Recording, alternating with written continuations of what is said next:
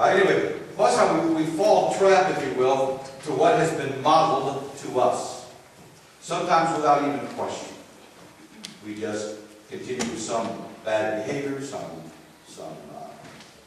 dysfunctional kinds of living, decision making. Sometimes just habits that we have. We just fall into them and we don't think about them. And then when someone comes along and says, well, maybe there's a change, and then we resist that because we're so caught up in what we become.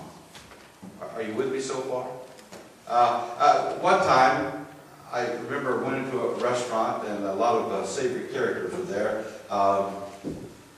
When I was in Napoleon, I used to go to this little greasy spoon place, and everybody that came in there were mostly farmers.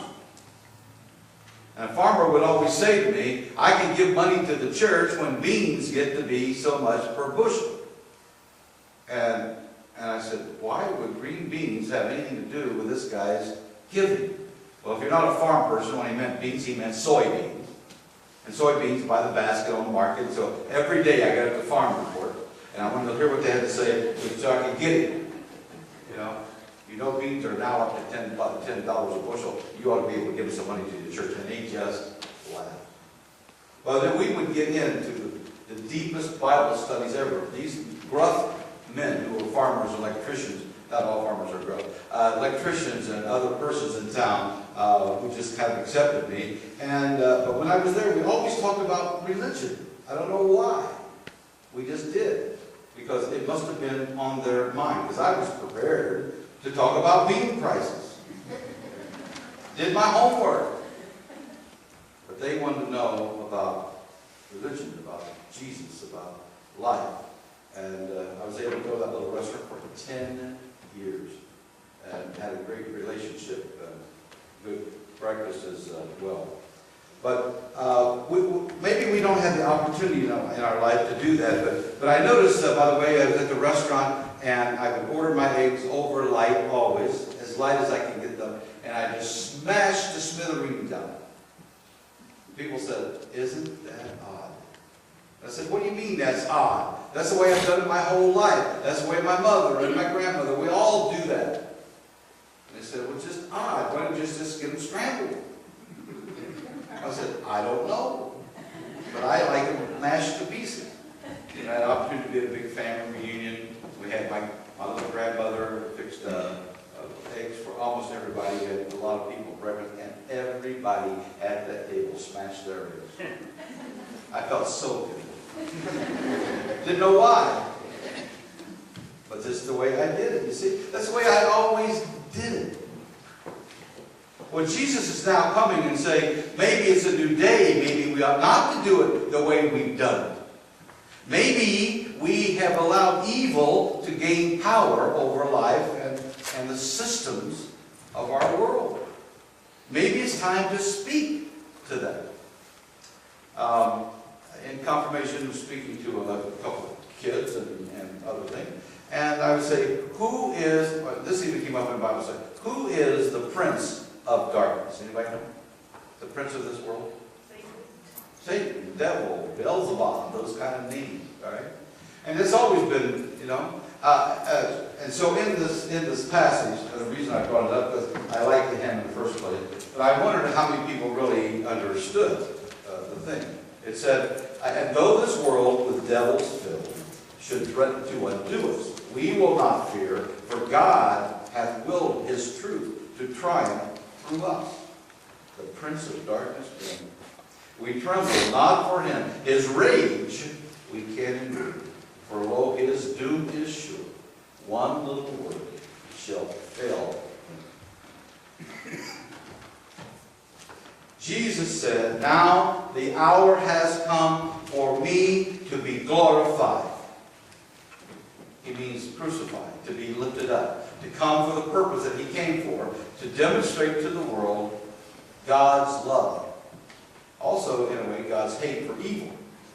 And he says, the prince of this world is now on orders that God will no longer allow his people to take this. And so Christ has come. Christ has come to change the way we do things. It's not about us. It's about living for others. So he uses this model, if you will. And I think we human beings, we Christian folks, should be modeling this to this very day. He said, a seed that is kept and looked at and beautified, maybe put in a jar, hermetically sealed, so we can always see it, remains simply a seed to look at. But if the seed is taken and dies to itself, producing much more fruit. Have you ever thought about our own lives, in our world? Many of us have been brought up that the world's about us. We take care of ourselves. And so we take care of ourselves at the exclusion of everyone else. I can throw the world a penny here and there. I can give them a minute or a second or two, but that's all, because the rest of that time is for me. Then we develop a life that's really honed in on self, that's very selfish and very self-centered in many ways. We close ourselves off from others. Maybe the very thing that God wants us to do. Jesus said, in my mind, I'll translate a little bit here, in my mind I wonder whether or not I really want to die. But I must do, oh God, what you want me to do. And so if I die and lifted up, how much more the world will change and be renewed because of this one act of Christ. As he modeled for us, dying to self, that others may live, that others too may come to know love. For you see, things only last for a moment. Love and relationship with God last for a lifetime. We need to tell people who are atheists and others that really God is in control. God is in control. God was in control of this. And Jesus was having not doubts, but no one wants to die. No one wants to change. No one wants to give away life. But this is what God, and he trusted that this is what God wanted and needed, and much better things would come from it. We, the church, owe our very existence to those martyrs who came before us, who gave their life. It's happening even today in some parts of our world, who people are told, you're not allowed to speak the name of Christ. You cannot preach this from the pulpit, at the possibility of death. Every time a dictator comes in and wants to take over a country, he comes after the pastor and the organists, leaders of the church, was thinking that would wipe them out. A friend of mine was a pastor, met him in seminary, and he pastored in South Africa during that time of apartheid. And so what happened? These people didn't like what the church was saying.